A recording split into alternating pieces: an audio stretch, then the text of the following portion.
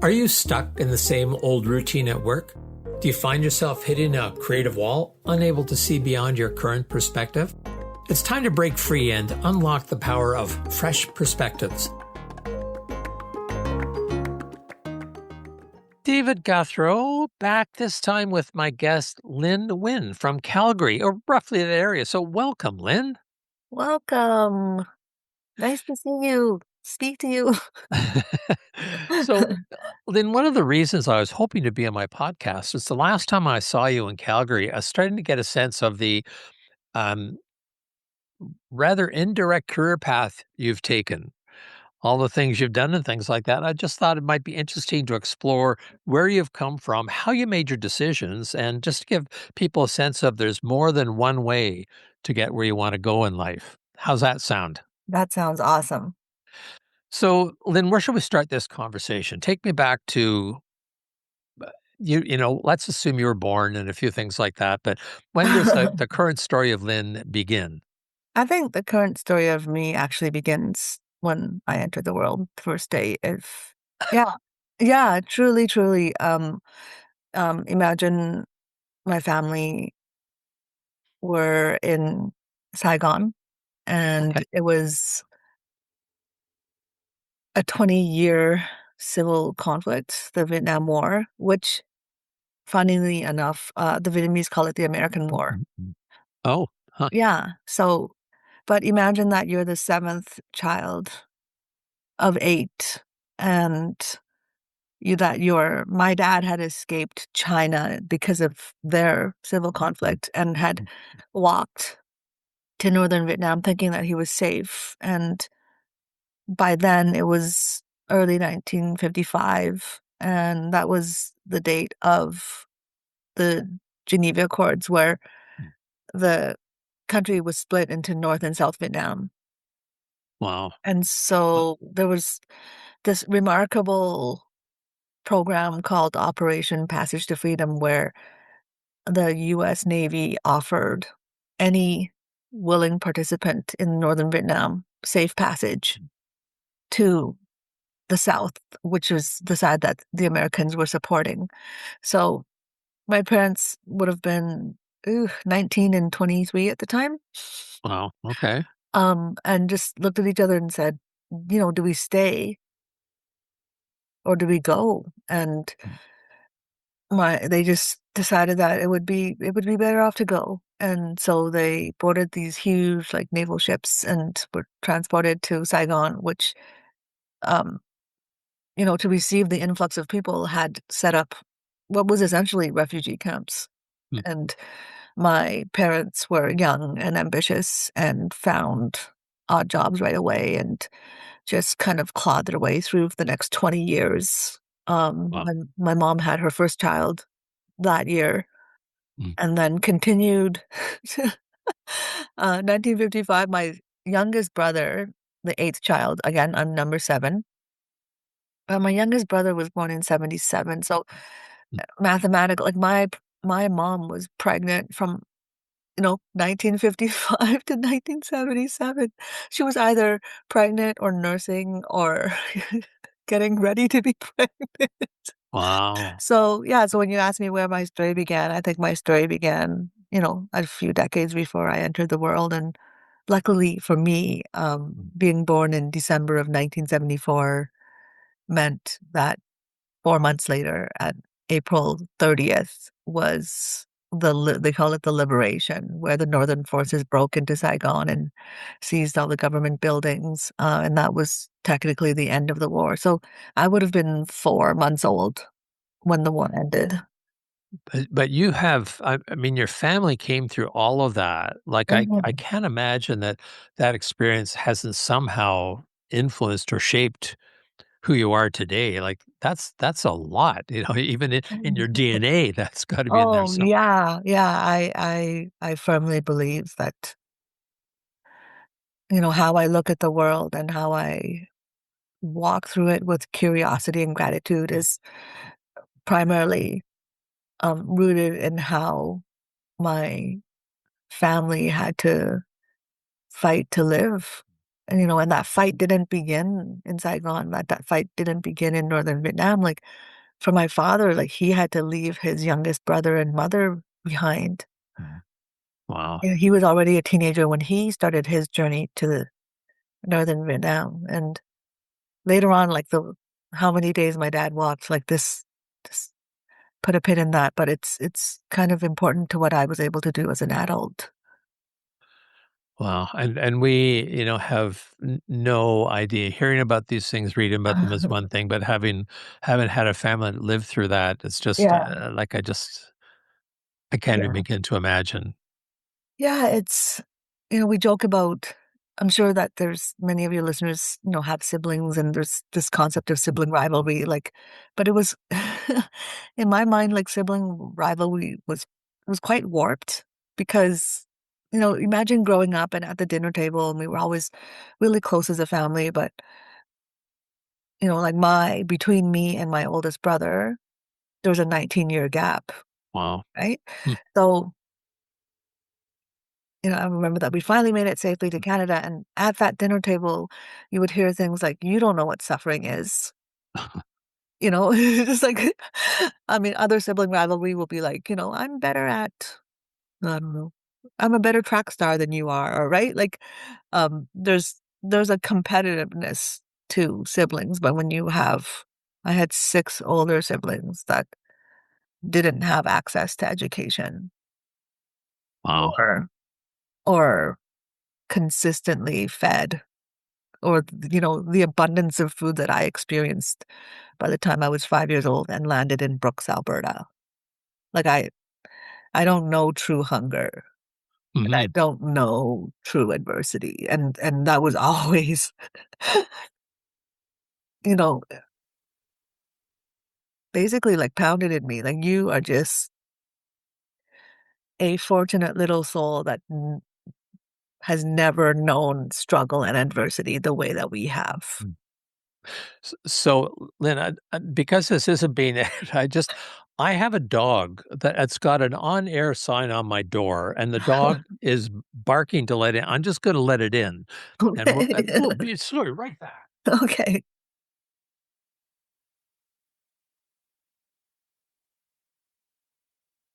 I've recorded like 150 episodes. This is the first time this dog has actually Of interfered, so I course. guess, first time isn't bad. Mhm. So, okay, so you landed in Alberta, and how did your family choose to arrive there? So yeah, we escaped Vietnam in late 1979 and arrived safely, um, surprisingly, because the survival rate of that journey was, let's say that there was countless people who lost their lives crossing that ocean in Wow. Vietnam and in these like rickety little wooden fishing vessels that were coastal fishing vessels. They're not meant for the open ocean. And so the fact I read somewhere that the 30% of the people that made that attempt perished, which is an impossible number to verify. But if we do, if we consider that to be accurate, then 3 of us should have died. Out of the family, yeah. Yeah, so there's 10 of us traveling, 8 children and 2 parents. So we arrived at the refugee camp and spent about a year there. And Sorry, was that in Alberta, the refugee camp? no, the refugee camp was in Indonesia. Oh, okay. Oh, Yeah, okay. yeah. So I at missed that little piece. yeah, so we were in Indonesia. The United Nations had set up just tons of refugee camps in all the Mhm, little islands and archipelagos, and so that to receive the mhm. the influx, the mass exodus of people leaving Southeast Asia. And so Canada in 1979 had a really, um, I think they still have it. It's like the private sponsorship program Okay. Yeah. where, essentially a group of people, whether it's like a church congregation or even just like a larger family or a circle of friends, like, but that they were able to privately sponsor individuals and, jump through all the hoops and indicate or demonstrate that they were able to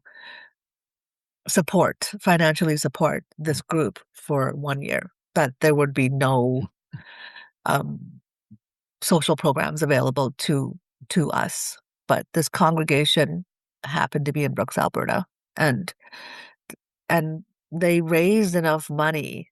Again, like you have to demonstrate that you're going to pay for their living quarters, all of their groceries, all of the incidentals, the utilities, their travel. It's like that's a lot. Like that's a big number It's a for lot for one person, much less I 10. Holy yeah, smokes. so the congregation had, like, done all these fundraisers and, because after you reading the news in the 1970s, like, late 1970s, you can't turn a blind eye to that, like, it was Mm, just mm. the world was greatly impacted, and I feel lucky that as refugees out of Southeast Asia, there was just a huge opening in different countries of the world, like Australia took a lot of Canada and the US and Europe, but it was just so extraordinarily generous of this small congregation to decide that somehow we would raise tens of thousands of dollars, which is what it would like you make sure that they're housed and fed and right. Um, so that's how we ended up in Brooks, Alberta. We left the refugee camp via Singapore and we ended up in Edmonton and we were processed at a military base and um and then put on a Greyhound when there was Greyhound. Oh, And then we arrived in January. great. Nice time to be in Alberta for the first Yeah. experience coming from the Yeah, Far so it was East. like middle of a blizzard. But there were the congregation was there to greet us and showed us our new home, and that's how we arrived in January of 1980. And this year marks our 46 years that we've been in this country. Wow. Wow. Yeah. So you've arrived, you're a young'un in Alberta. Then what? What's the path that you've taken, Lynn? Um, I don't like my was very lucky that I was able to start school at the age that I did because according to my family, you didn't speak English and then one day you just came back fluent. Like it was you came home and you were speaking English. So it was language acquisition for children is much easier than Mhm. older. So like because of the 19-year gap, like my brother who was minimally educated in Vietnam, ended up being minimally educated here because he was already 24. And what do you do when you are not in high school age, but you Mhm. don't have the credentials to go to post-secondary, right? So I was just immediately fortunate that I started grade one and um, finished high school and then moved up to Calgary to attend UFC. But that would have meant that I was the first, not in my whole family, but in my entire lineage to receive a university education. Wow. Because Mhm. my father bragged that he had more education than his father, and my father received 3 years, right? Like it's not like we have a scholar in our background and then fell on hard times and couldn't pay school fees. Like there was just we were obviously came from really rural and agrarian roots and And and how much pressure was there on you to get that degree? And like how much did you direct your education and where you went versus sort of the either conscious or unconscious family pressure to be successful, given that you're in a new country and everything? yeah, remarkably, like I know that there's a lot of immigrant families and they you hear about those pressures all the time and my parents their view of things was always like um work hard, I don't care what you do. And there's, the strong suggestion that education is, a stronger path to a brighter future, but there was really no pressure. So at this time, Lynn, so you had a number of other siblings. So what was going on? Like, did everyone live in the same place at the same time, and what were their thoughts Yeah. on you going to university? What were they doing? Like, just so many questions trying to think ahead about Yeah. what that would have been like. So, according to the World Bank, if you have an income of $50,000 or more, and that's a family income, Okay. then Like, you're better. Yeah, family income, then you're better off than 99% of the world globally. mm, So, when I hear about the 1% and the billionaires and Elon Musk, yes, I mean, that's a totally different financial picture, but I think I can safely say that there are like a large percentage of families in Canada that meet that 50,000 threshold. right, but 50,000 when you have one child is different from 50,000 when you have 10, or when you have a family of 10 rather. Yeah, but I think, having parents who were raised in such scarcity, like my mom could feed us on almost nothing. Mm. Wow. Right? And she had a garden and they would fish from the rivers and Mm. lakes and like our freezer would always be full of frozen fish and produce and like so somehow she managed but I say this because when we arrived in 1980 I had two parents who were adult aged, and then I had my oldest brother, my second oldest brother was 24, the second oldest one would have been about 22, and then a sister who would have been 19. Like so immediately because of our work ethic, like you had five adults. Right.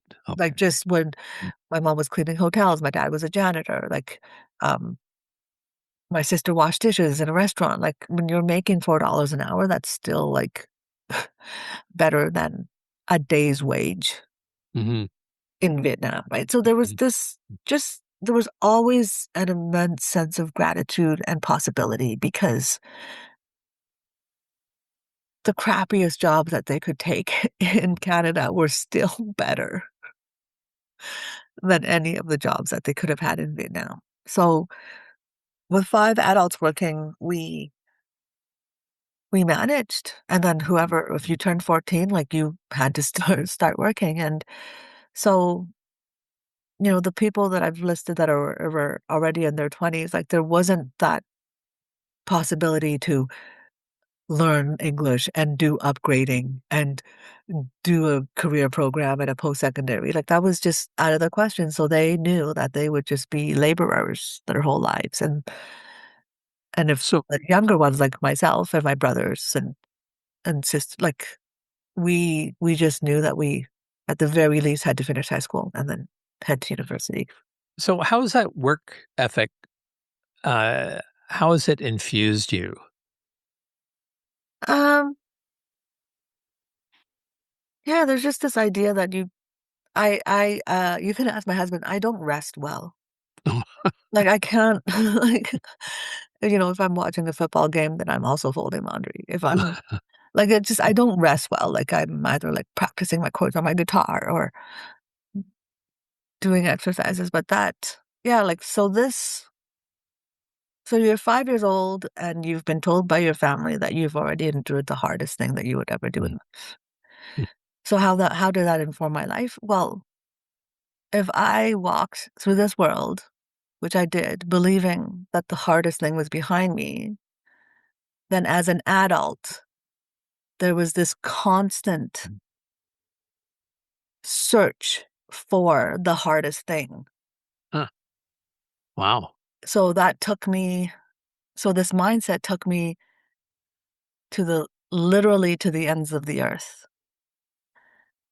So I Um have to ask more about that, Linda. Like, are you speaking metaphorically No, or actually? like, geographically to the ends of the earth, like, I ended up I had this opportunity with CBC had a Sorry, writing I have to peel this back a bit so we're not getting the sequence. So you graduated from university in what program?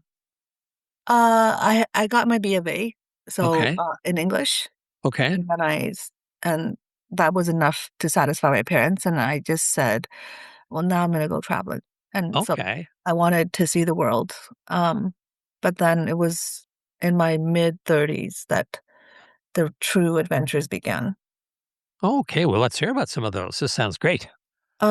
Yeah, so in 2011, CBC had a contest and they asked Canadians to submit their idea of like the ultimate adventure. And the prize was Mm. $10,000. And I submitted that I wanted, for, numerous reasons, my background, my curiosity, that I wanted to run a marathon in the North Pole. Oh, sorry, in Antarctica. So, Okay, that's pretty extreme.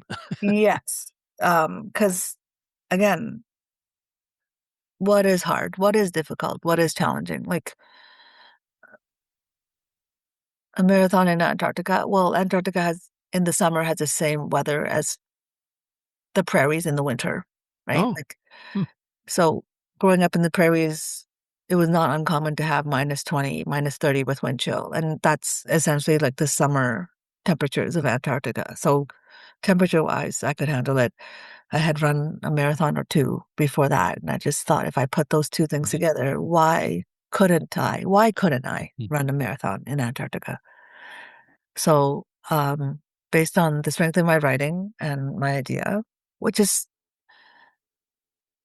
I'm grateful that there was a judging committee that deemed my idea worthy of the prize. So I got $10,000 and used it to run a marathon in Antarctica. It just occurs to me that many people in a similar situation, rather than seeking another hard thing to do would be, okay, it's time to seek out comfort. And you kind of go in a totally opposite direction and seeking something more of Yeah, an because adventure and something that you know is going to be hard, which I think is pretty unique. yeah, that's funny you say that because I do have a TEDx talk and one of the lines in there talking about like growing up really comfortable in Alberta.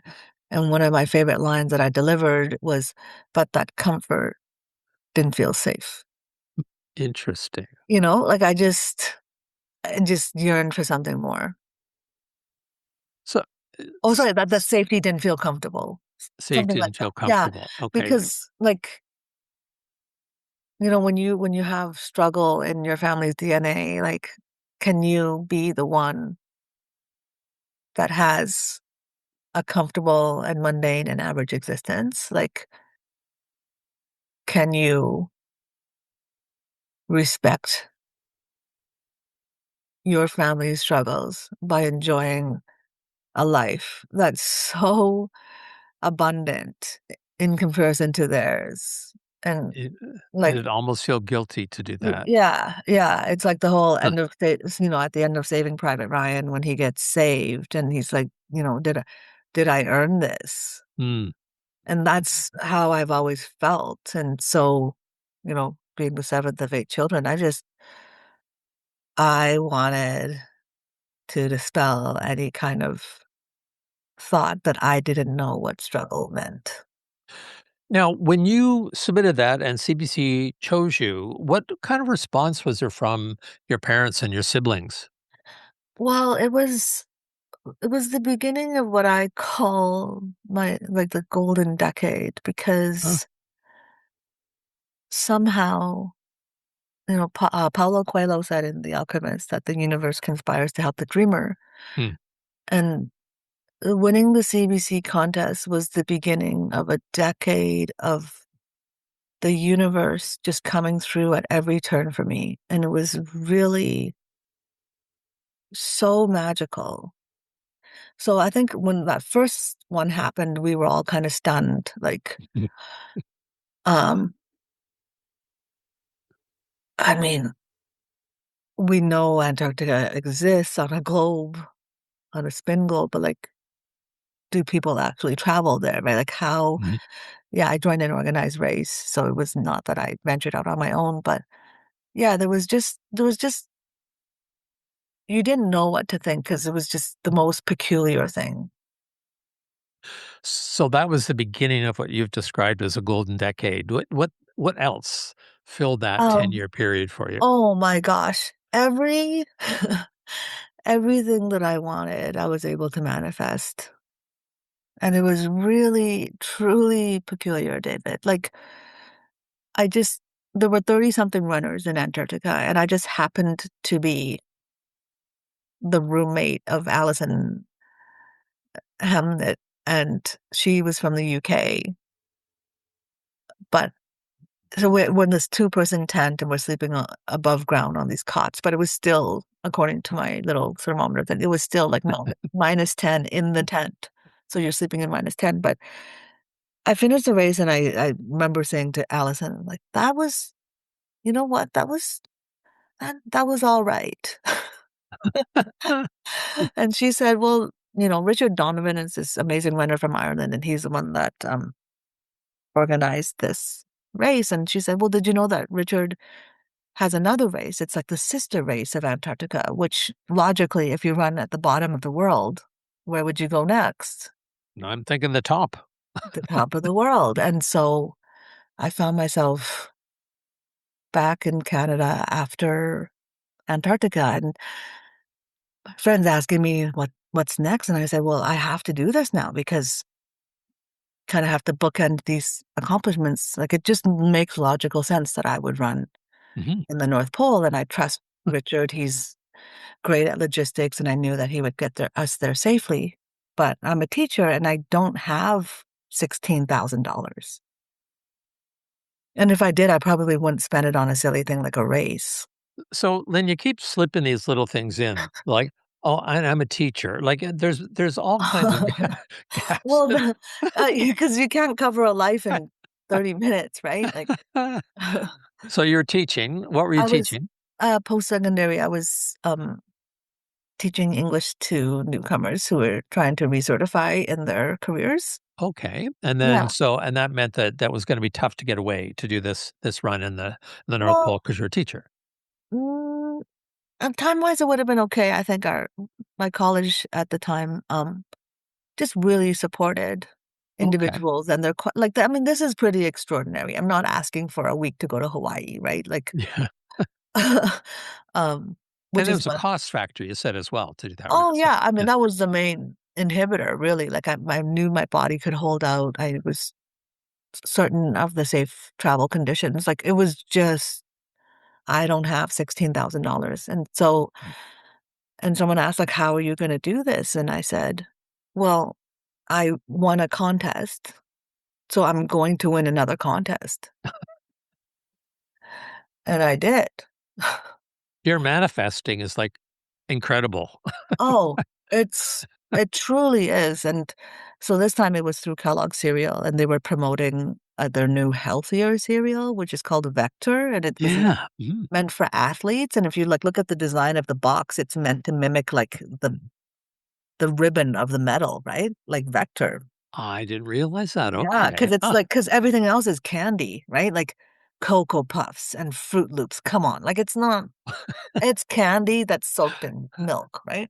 This podcast is not being sponsored by General Foods, so it's okay to make comments like that. So, yeah, so then I flew to Oslo and then took a flight to Svalbard, and then there was a Russian team who flew us to the geographic North Pole, and we ran a marathon there. That's okay. So, all right. So I've got 10 years. At the beginning of the 10 years, you did a marathon in Antarctica. Yeah, I don't know anyone else that's done that. And then you did a marathon in the North Pole, yeah, both times as a result of having won contests. So that's a number of things I've never heard of anyone else doing. So yeah. how many years are left in the golden decade here, Lynn? Oh, um, like about another 7. Okay, well, what next? What next? Well, I've crossed the finish line of the North Pole, Mhm. and I said boldly, "Huh, that was really reasonable." And that was the word I used. I said reasonable. And there was a man there from Lebanon. He's an amazing runner. He's amazing fundraiser too. Like, he just runs to support different um organizations that treat children's illnesses. Like, just an extraordinary man. His name is Ali Webby. And Ali said to me, what are you, what are you talking about? Like, that was reasonable to you? I said, yeah, because in my mind, I thought I would get like frostbite on my nose or like something, right? Like, you see those pictures of people finishing Everest. But because I grew up in the prairies and it was minus 33 that day at the North Pole, it wasn't anything that my junior high self walking to school in winter in a skirt and a jacket wouldn't have experienced, right? So minus 33 didn't feel that bad to me. Um, so when I crossed the finish line, I joke that I was, the first that because I had finished a race at the South Pole and then I finished a race at the North Pole that I had become Canada's official bipolar runner. Oh. Oh But it gosh. was so anyhow, Ali said, you thought that was reasonable? I said, yeah, I thought that was really reasonable. He said, well, clearly you're adapted to the cold, but I challenge you to test yourself in heat. So he had finished this series called the Four Deserts, and it's Oh. four races through across deserts. Each race is 250 kilometers, and it's self-supported. So you would, I'm not the water. It's impossible to carry 7 days of water unless you're a camel. But self-supported meant that we had to carry all our food. We had to carry 14,000 calories, right? We had to carry we were given water every 10 or 15 kilometers or so, right? So, and at the end of every stage, there was a tent set up for us, but still, we had to carry all our food, our gear, emergency kit, things like that, and we had to cover 250 kilometers over 7 days. And that sounded so terrifying to me until I thought about it. I did a search. Um, And I found out that no Canadian woman had ever finished the series. You rise to a challenge, don't you, Lynn? Well, you know why? Because if when you're the seventh of eight kids, like you don't get to do anything first, right? Right. So I just want this for me. Um, and as scary as that was, like I thought, when you added up all the race, I mean, it was scary. I'd never done anything more than a marathon, and now I'm asking my body to do back-to-back marathons for a week, carrying this gear through the desert of like 40 degrees, sleeping very little, sleep deprivation, sandy terrain, and 2,000 calories a day. I mean, you could carry more, but just meant that you had a heavier pack, right? But Uh-huh. minimally, we had to show that we were carrying 2,000 calories a day of food. But But again, I wasn't worried about my body. I wasn't worried about the travel or the safety of it. The biggest obstacle in all of these things was always the money, because when I added up the registration Mm. and the Mhm. travel costs and the gear, like you know, the whole thing would have cost about 50,000, Oof. which, I mean, please just invest in some property or something, right? Like, I sense more manifestation coming on here. yeah, because we're still in the golden decade, right? Yeah, so still in the golden decade, and um I love that. I think it's in Indiana Jones, the first one. I'm not sure about that, but when they're like, there's this chasm and they have to get to the other side, and magically, like they've set up this obstacle for whoever was supposed to like traverse this cave, and they had to. If you took a step, then the stone would appear under your foot. And I Okay. and I and I Yeah. felt I felt it's like the whole like leap in the net will appear, right? Um, so I basically So it's called the Four Deserts. It's so three hot deserts, and the fourth desert is called the last desert, but it's Antarctica, Oh. because Antarctica is a desert. Mm. Mhm. And because no Canadian woman had finished the series, I wanted to finish the whole series. And because no, and I didn't want to take years to do it. I wanted to do it all in one calendar year, and I knew that if I did that, there were eight women in history that had done that. Mm. But the hard thing about Antarctica is that the space is limited, meaning like you can only hold as many people as the boat will hold. Okay. So the three desert races, I mean, if you have No boats required. no boats required, and just like, oh, we have 50 more people than we thought we had, pitch another tent, right? Like there's not print out another bib, carry Right. more. Like, so it was January of 2014, and I was prepared to do all four races. Antarctica was happening November of that year. The only way that you can go to Antarctica is if you successfully complete two of the three desert races. But if I postponed registering for an Antarctica, I would have finished the three desert races and like, okay, I'm ready to pay now. And they're like, it's full. And that the Antarctica race fills up quite quickly because they only run it every 2 years.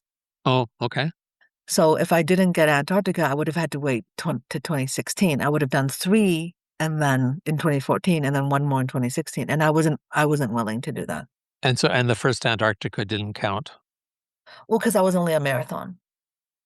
Oh. Only a marathon. Oh, When do a you mere marathon. a Yeah, mere, just a mere I think of 40. walking 10 minutes to the store and I start going, "Do I really need it that badly? My gosh." Just like- Difference in scale here, Lynn. So I think the most courageous thing I ever did was put down a $5,000 US deposit that's non-refundable. Not knowing that you'd be able to finish the other 3 at this point.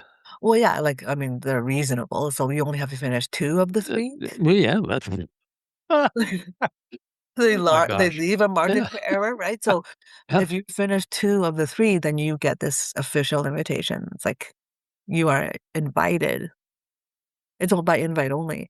But I Okay. put down a deposit, a 5,000 US deposit for a race happening later that year that I hadn't qualified for, that I had no idea how I would find $50,000 to do the whole series. So you probably would not make a good stockbroker encouraging people to take, measured risks. Or maybe I would be a great Well, stockbroker. it could be. You probably make a lot of money at it, yeah. Oh my gosh. Okay. So 4 desert races, 3 warm and 1 less warm. Yes. Yeah. Very good. And okay, and I hesitate to ask and then what? Because I can't believe there's more, but I suspect there is. So we're still in the golden decade, Lynn, after those 4 races? Um, yeah, so somehow I continue to win more contests. And Wow. that, yeah, like it paid for a large portion of those races. And I managed to complete all four of them without injury in fine health and set a Canadian record. I was the first Canadian woman, and one calendar year meant that I was the eighth woman in history to complete it as a Grand Slam. That's incredible. Congratulations. Thanks. So so let me ask you a question, Lynn. So you win a lot of contests. So is this I'm going to enter once into this contest, or do you spend like 8 hours a day entering contests? So I don't want you to give away any secrets here, but Yeah. like is it just that you're exceptionally lucky, or the universe smiles on you, or is there something that you do to increase your odds? Um, I would, I truly believe that if you set yourself on your intended path, Mm. then the universe meets you halfway. So with all those contests, I would say that I didn't spend as much time as people thought. Like for CBC, it was just my friend found it, sent me the link. Kellogg's, I saw it, and I applied. And then all these other opportunities that lined up, it was because I had told myself and the universe that this is what I want to do. And I feel like I call it my universe committee. I just picture this group of people up there, Mm. lots of ones that I've lost, saying like, "Hey, she's sent out the call, and we need to help her." Like, it's extraordinary, David, S- how many contests I won. Well, I guess the quest that comes to mind because I hear some people would like to think, oh, if I manifest it, that's all I have to do. And it's just if I manifest strongly enough, I don't actually require any effort. The universe will look after me, and that's one view. My hunch is, and I don't know if it's a hunch or a hope, that you can put that out to the universe, but you also have to invest more than just hope to Oh, do yeah, that. yeah, you have to actually, like, invest elbow grease, like, you there Yeah. I say, like, it's action and putting yourself on that Hmm. path, and, Hmm. that's truly blind faith to put down $5,000, which is really, like, a million Canadian, like, um, to save a spot for something that I hadn't qualified for. It's like paying the tuition for your PhD when you're not finished your bachelor's, right? Like, it makes no sense, but it happened and I did it.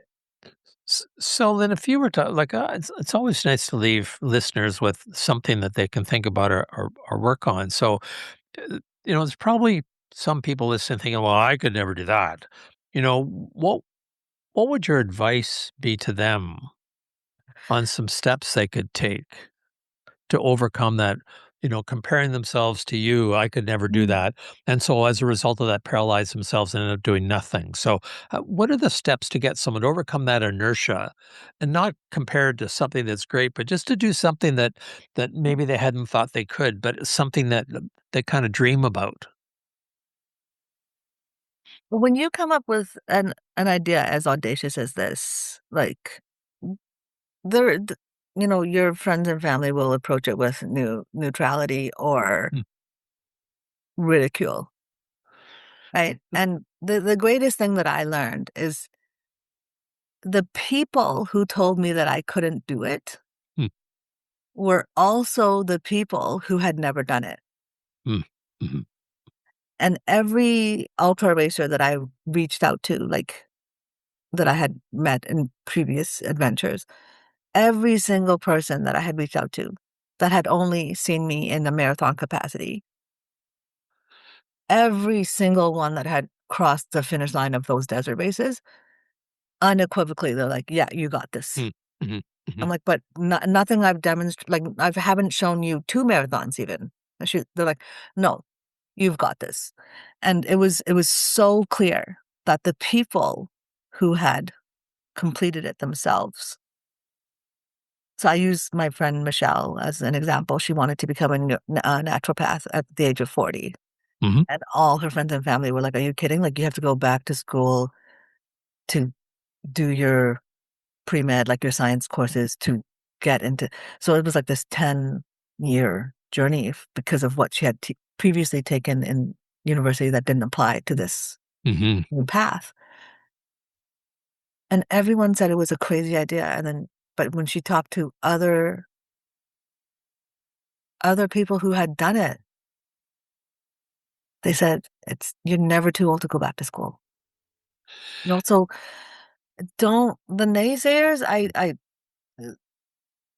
I wouldn't put any stock into what they say. Like, I have never met a desert runner that Mm, told me that I couldn't, mhm. but everyone else who hadn't run one told me I couldn't, which is so crazy. So maybe there's a suggestion here as well, Lynn, that you should really, hang out whenever you can with the yaysayers rather than the naysayers, Absolutely. right? Because I Yeah. remember So Dick. surround yourself with people who Yeah. dream as big as you do. Yeah, as bigger or bigger, but yeah. So, I remember Dick Leiter wrote a book many years ago called The Power of Purpose, and he said in that some people you'll find people in your lives, some that are nourishing and some that are toxic, Yep. and it really, to me, there's a clear dividing line down the middle. So who are the ones that nourish me, and they're the ones that say yes and why not, rather than Yeah. the toxic ones that say why and here's 100 reasons not to, because they're not choosing to do that themselves. So Yeah. identifying those people and hanging with them as much as possible, right? Exactly. Exactly. Like, I hesitate to ask this question, Lynn, but audacious seems to be a theme in your life, pursuing your curiosity. Is there a next thing that you're kind of thinking about?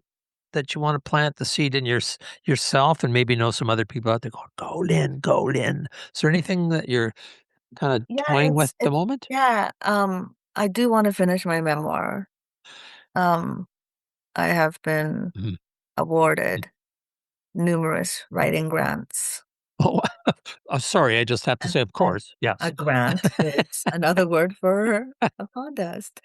Um, Oh, so, geez. yeah, when I wanted to set athletics aside and decided that I wanted to capture all this in the form of a book, the contest in some way or another continued Mm, because it was like the Canada Council for mhm, the Arts, the Alberta Foundation for the Arts. So I had this financial support to finish this memoir, and I want to publish this and do a world book tour and land on the New York Times bestseller list and impact millions of mhm. people to live their biggest dreams because this 5-year-old refugee whose family of 10 escaped the Vietnam War landed in a small town in Canada and set her finish line at the ends of the world.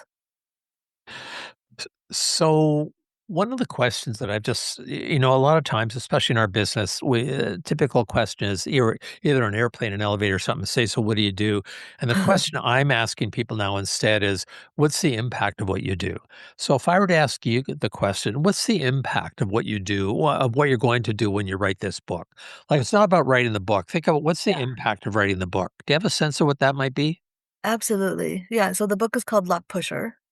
Luck pusher. Okay. Yeah, because, like, my friends are like, "You're such a luck pusher, like, you just keep going for it." I said, the impact would be this understanding that success isn't built on talent, Mm, mm, or effort solely, but the success that you can access through curiosity is more powerful than any other. Because I'll tell you, I'm a bad runner. Like, I was ah, last in every race, right? Like, mhm, I'm not a CEO of an oil and gas company. I can't afford $16,000 just to for a mm, hobby, right? So all of my physical and financial barriers were overcome, not mhm. from anything else but curiosity and pushing my luck. Well, I think that's a really good point that it's not just luck, it's the curiosity, It's right? purely Fuels curiosity. the luck, Yeah, right? yeah. So um, I had this trademarked. Mark Hain helped me to trademark this and walked me through the process.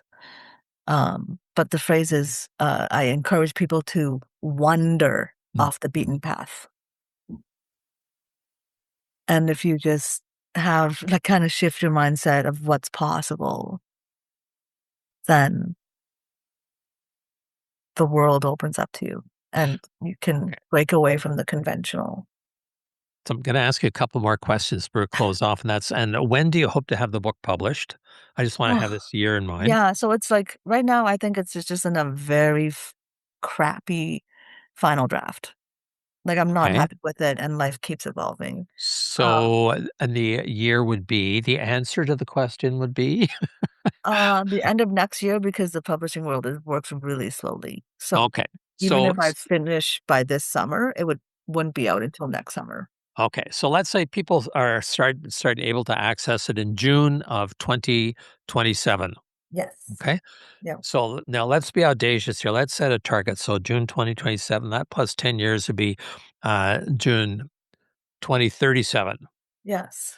So in your mind, how many people would you like to have been able to say took a new path, wandered off the path as a result of reading your book? How many people would you like to have not just read the book, but have impacted by 10 years after the book gets launched? What's the Oh, number? 10,000,000. 10,000,000. I want it to be translated into many languages. I want to do a speaking tour. My goal is to do a keynote in Cantonese, so and another one in Mandarin, uh, and then by then my Spanish will be good enough, but in the meantime, like, I'm also working towards winning a Grammy for good blues guitar, right? Of Because course. no Asian woman has ever won a Grammy for blues guitar. I did not know that, but I believe it. Okay, so I do have one more question. I have a couple more questions. I think given what you've said in the languages, things like that, 10 million shooting a little low, but we'll accept that as a baseline. And then, so what are some other things about you that, like, I look at you, you look like an ordinary human being that I'd seen on the street, Oh, yeah, right? I'm Right, very average looking. but there's kind of like this invisible cloak around you with an S on it or something like that. So Yeah. just a snapshot of some of the other things that you do that you focus on what you're doing right now. So let's say you've got 1 minute to say, oh, and what are some of the and alsos that Oh, my and also, listeners could hear about? uh, after 16 years of being an ESL educator and where my passion was and helping newcomers, the college department was closed because the federal government pulled funding. Mhm. So I was,